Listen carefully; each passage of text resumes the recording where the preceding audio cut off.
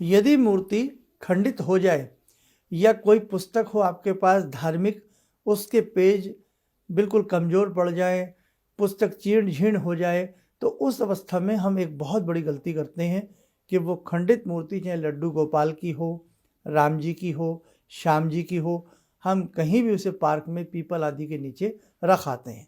ऐसा समझ लेते हैं कि यहाँ हमारा कोई मतलब नहीं है। ये बिल्कुल पाप की श्रेणी में आता है। साधक ऐसा कदापि ना करें।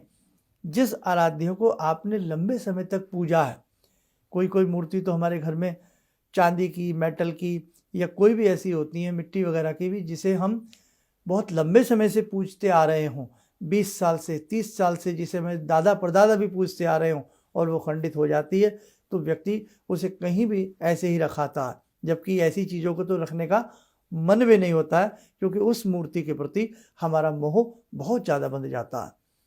तो ऐसा आप कदापि ना किया करें। यदि ऐसी स्थिति हो, कोई मूर्ति है, पुस्तक है, खंडित हो गई है, तो पहले तो उनकी जगह दूसरी ले आइए।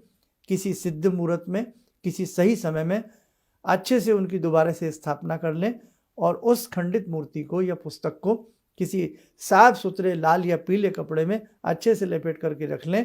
और कभी आपका गंगा जी या किसी बड़े सागर के किनारे पर जाना हो, तो बहुत रेस्पेक्ट के साथ, बहुत प्रेम के साथ उस मूर्ति को या उस पुस्तक को उस जल में प्रवाह कर देना चाहिए।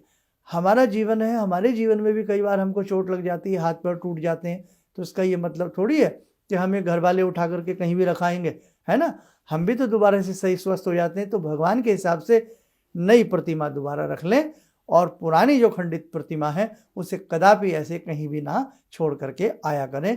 इससे दोष लगता है।